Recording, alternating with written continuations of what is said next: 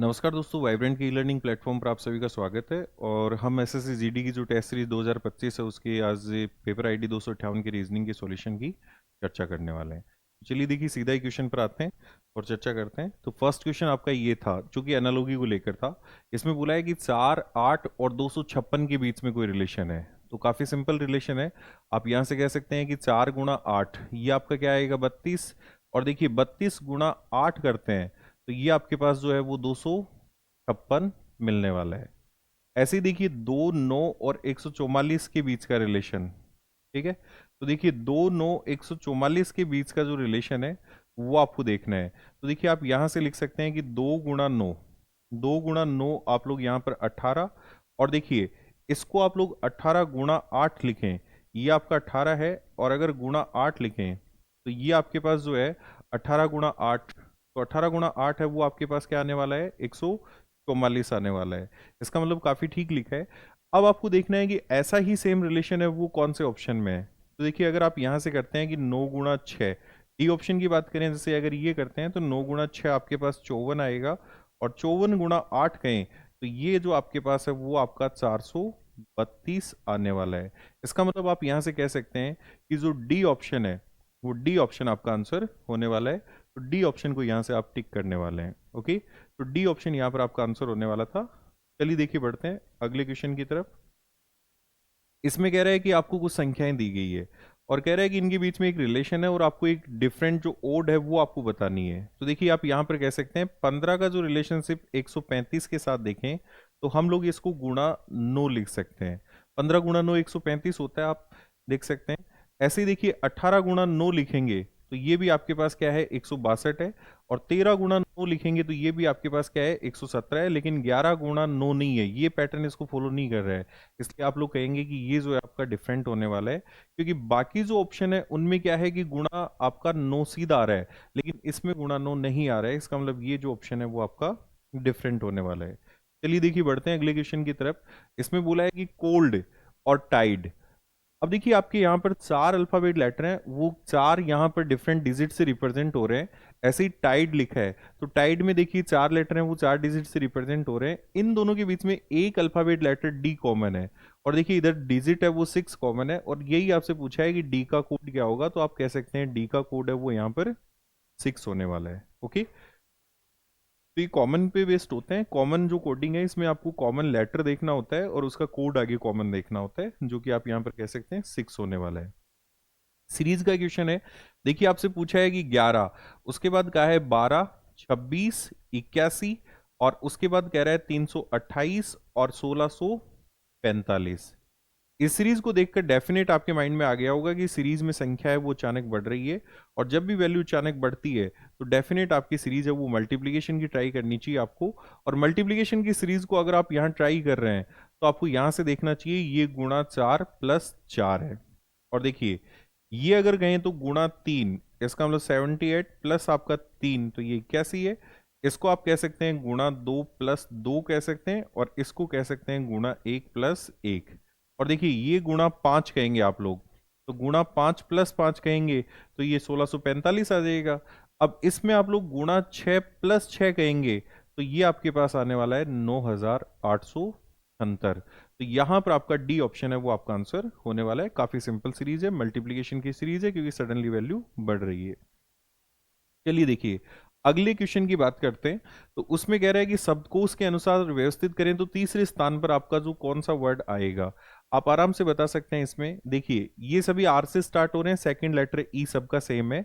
अब उसके बाद में देखिए सबसे पहले ये टी है ये आपका 20 है, एल आपका 12 है, ये डब्ल्यू ये आपका 23 है, और देखिए वी आपका क्या है 22, और एस 19।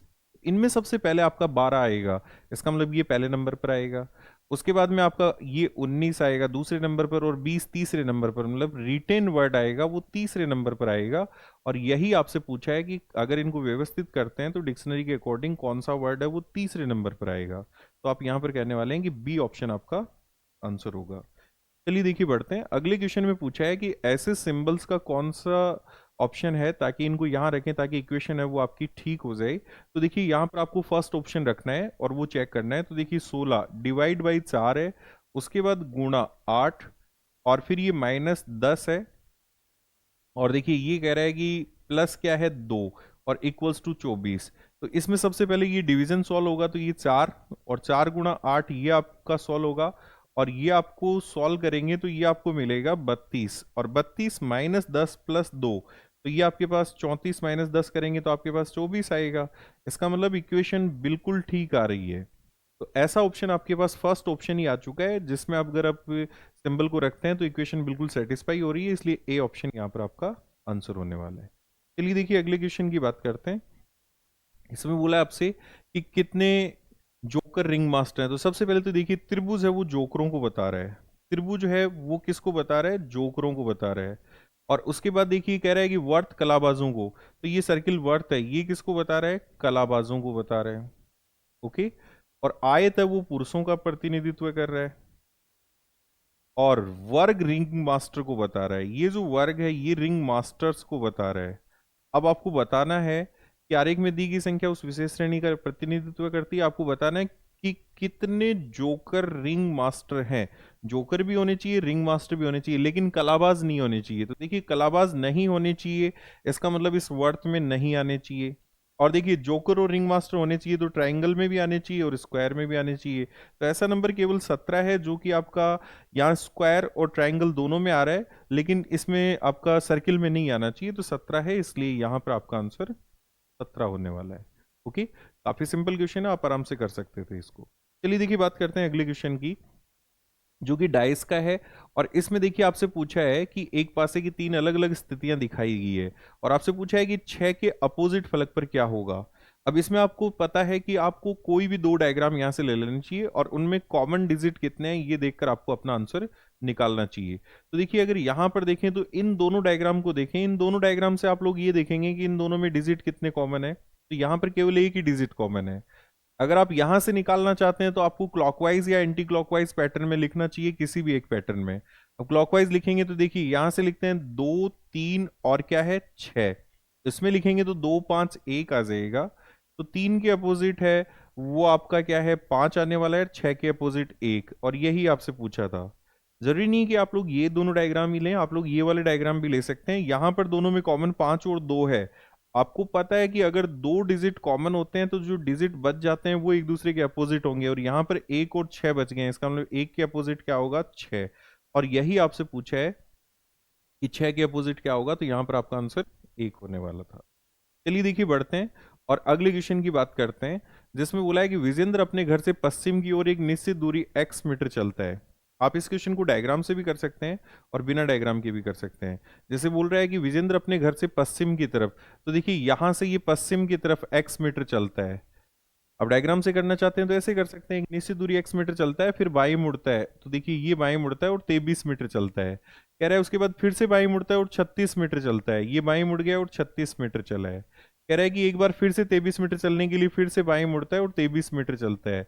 अब ये दोनों डिस्टेंस सेम है, इसलिए 23 चलेगा तो यहाँ पहुंचेगा, और फिर बाएं मुड़ता है और घर पहुंचने के लिए तो यहाँ से बाएं मुड़ेगा, तो ये इसका घर है, स्टार्टिंग पॉइंट ये इसका घर है। यहाँ पहुंचने के लिए 18 मीटर चलता है। इसका मतलब ये डिस्टेंस 36 है, अगर ये 18 है तो ये भी आपकी 18 है, तो x की वैल्यू आपकी कितनी आ गई 18।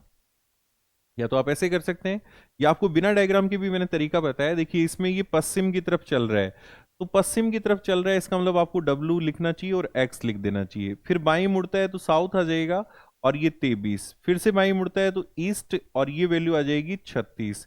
फिर से बाई मुड़ता है तो आप लोगों को यहां पर लिखना चाहिए था नॉर्थ, और ये 23। और फिर से बाई मुड़ता है, इसका मतलब वेस्ट के 18।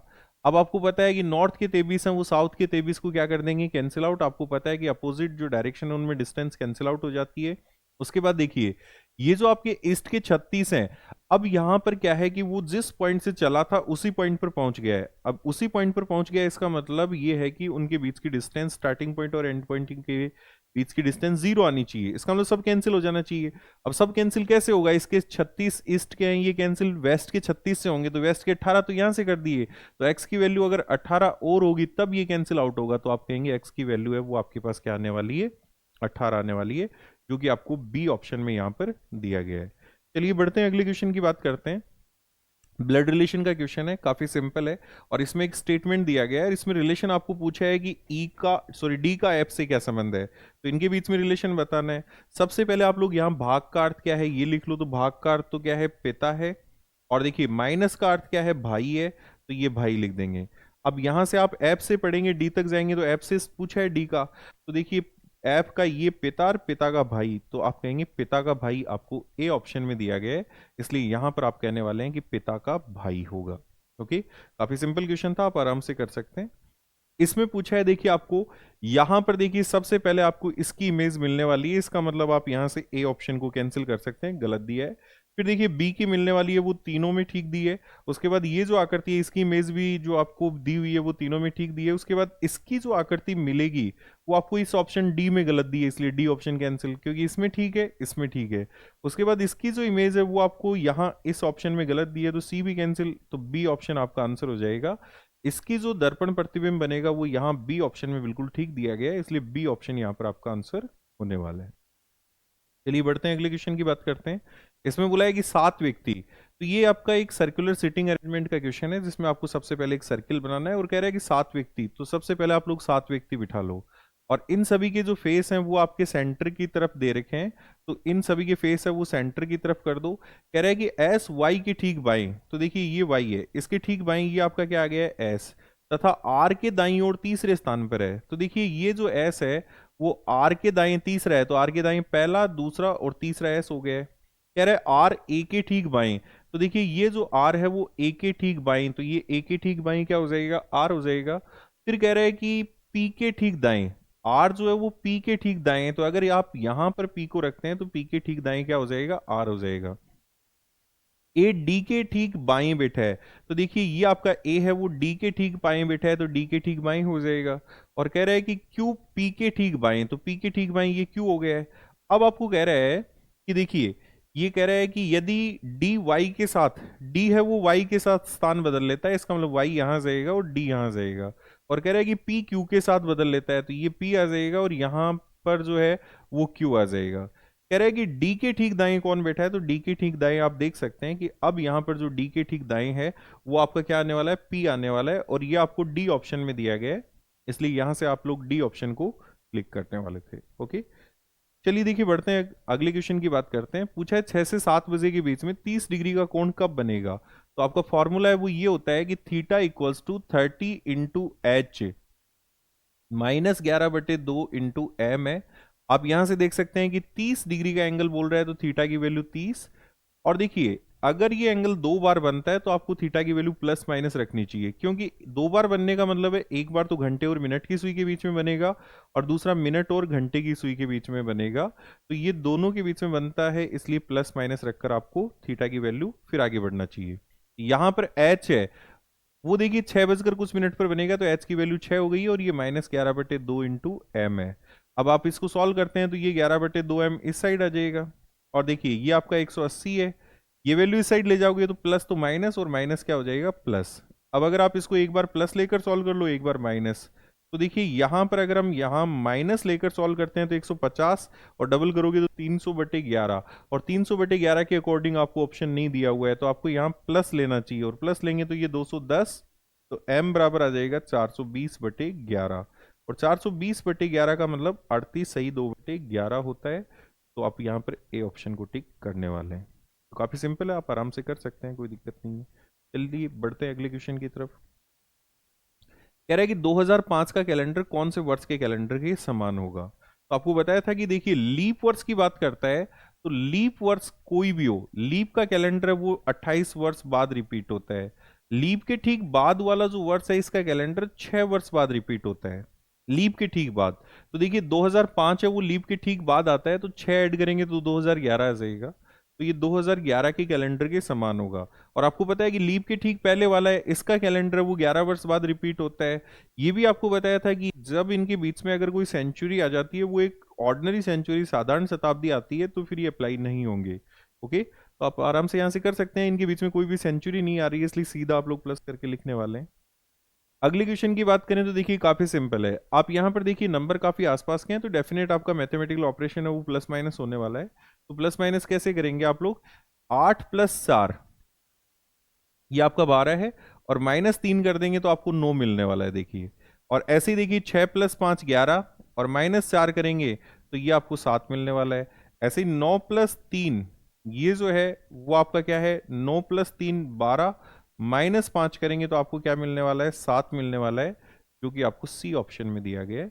इसलिए यहाँ से आपका सी ऑप्शन आंसर होने वाला था। ओके, काफ़ी सिंपल क्वेश्चन था। चलिए बढ़ते हैं अगले क्वेश्चन की तरफ, बात करते हैं। इसमें देखिए आपका पहला निष्कर्ष कह रहा है कि कुछ शेर अंडे हैं। तो यहां से देखिए कुछ शेर अंडे हैं, आप देखिए इससे बना हुआ है, और इससे बना हुआ है, तो इस स्टेटमेंट से केवल एक ही कंक्लूजन निकलता है, कुछ शेर अंडे हैं, और वही लिखा है, इसका मतलब यही ठीक है।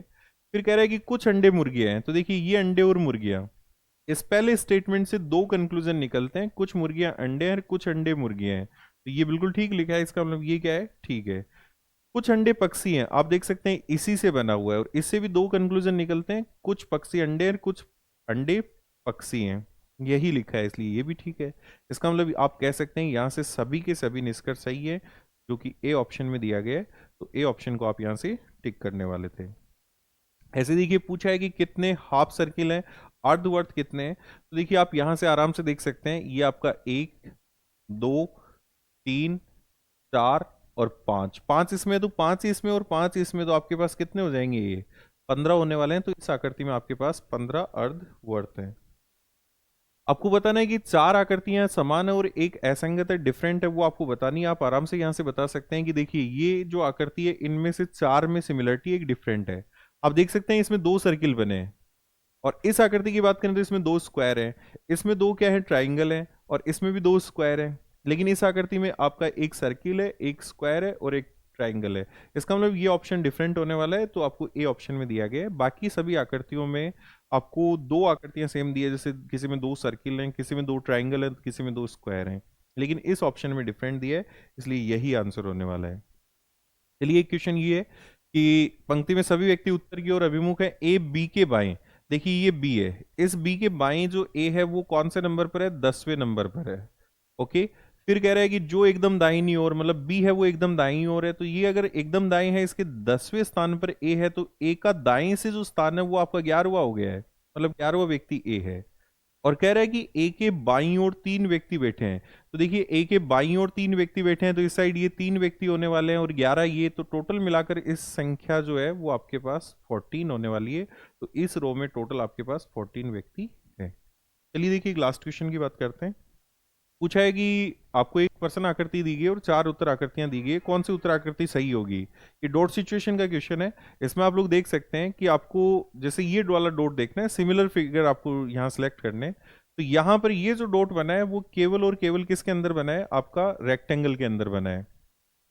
ये जो डॉट बना है, ये डॉट आपका सर्किल के अंदर भी बना है, ट्राइंगल के अंदर भी बना है, और ये स्क्वायर के अंदर भी बना है। ऐसे देखिए ये जो डॉट है, ये जो आपका डॉट है, ये वाला जो डॉट है, ये आपका बना हुआ है केवल और केवल सर्किल, और देखिए ये सर्किल और ट्राइंगल इन दोनों के बीच में बना हुआ है। तो आप कह सकते हैं कि ये जो डॉट है वो आपका सर्किल और ट्राइंगल दोनों के बीच में,